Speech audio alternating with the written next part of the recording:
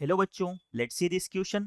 If the variable line y equal to kx plus 2h is tangent to an ellipse 2x square plus 3y square equal to 6, then the locus of ph comma k is a conic C whose eccentricity is E.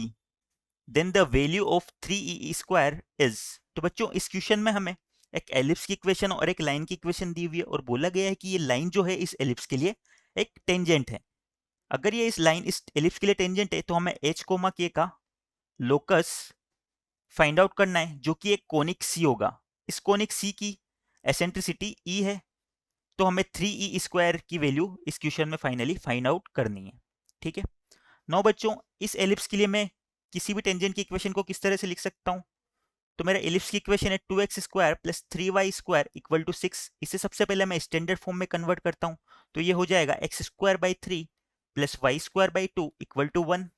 ठीक है, यहाँ पर ए square 3 के equal है और B square 2 के equal है।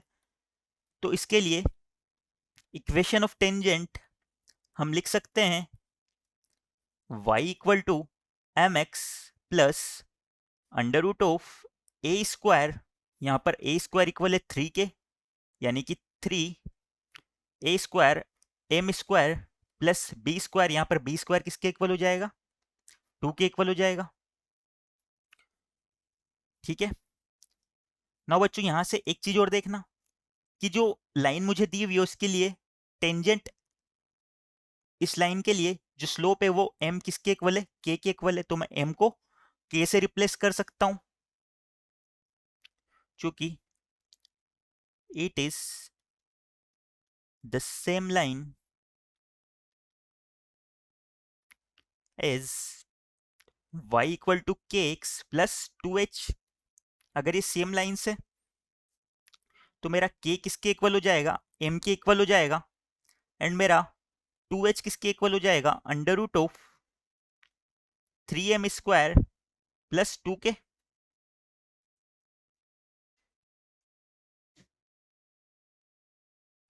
इससे क्या होगा बच्चों? अगर 2h इसके इक्वल है तो मैं दोनों साइड स्क्वायर कर देता हूं, तो मेरा 4h स्क्वायर इक्वल हो जाएगा थ्राइज ऑफ, मैं m की जगह अब k की वैल्यू पुट कर सकता हूं, तो 3k स्क्वायर प्लस 2। ठीक है, ये h और k में हमारे पास इक्वेशन आ गई और हमें लोकस भी h और k का ही फाइंड आउट करना था। तो हम क्या कर सकते हैं, अब h और k को x और y से रिप्लेस कर सकते हैं। तो हमारी इक्वेशन क्या आ जाएगी? एक्स स्क्वायर, मैं क्या कर रहा हूं बच्चों, इस 2 को इस LHS वाली साइड में डिवाइड कर रहा हूं, तो ये हो जाएगा 2/4 यानी कि 1/2 माइनस के स्क्वायर डिवाइड, के स्क्वायर की जगह हम वाई स्क्वायर रख देंगे, तो वाई स्क्वायर डिवाइड बाई 2/3 और ये इक्वल हो जाएगा 1 के। नाउ बच्चों, ये इक्वेशन देखना, ये एक हाइपरबोला को रिप्रेजेंट कर रही है। ठीक है, हाइपरबोला एक कोनिक ही होगा और हमें क्या करना है, इसकी एसेंट्रिसिटी ई है, तो हमें 3e स्क्वायर की वैल्यू फाइंड आउट करनी है। तो सबसे पहले हम इस हाइपरबोला के लिए एसेंट्रिसिटी फाइंड आउट करते हैं। तो हमारे पास हाइपरबोला की इक्वेशन आ रही है x square divide by 1/2 minus y square divide by 2/3 equal to 1। इसके लिए एसेंट्रिसिटी ई किसकी इक्वल हो जाएगी बच्चों? हमारा ई स्क्वायर इक्वल होता है 1 प्लस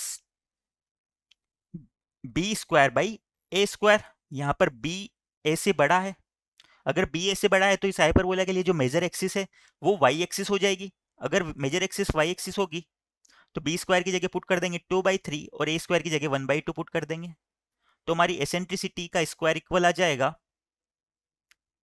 इसे सिंप्लीफाई करते हैं तो 1 प्लस 4/3 यानी कि ये इक्वल आ गया 7/3 के। और बच्चों, हमें क्वेश्चन में क्या फाइंड आउट करना है? हमें क्वेश्चन में 3e स्क्वायर की वैल्यू फाइंड आउट करनी है। तो अगर e स्क्वायर 7/3 है, देन मेरा 3e स्क्वायर किसके इक्वल हो जाएगा? 7 के इक्वल हो जाएगा, तो हमारा फाइनल आंसर हो जाएगा 7।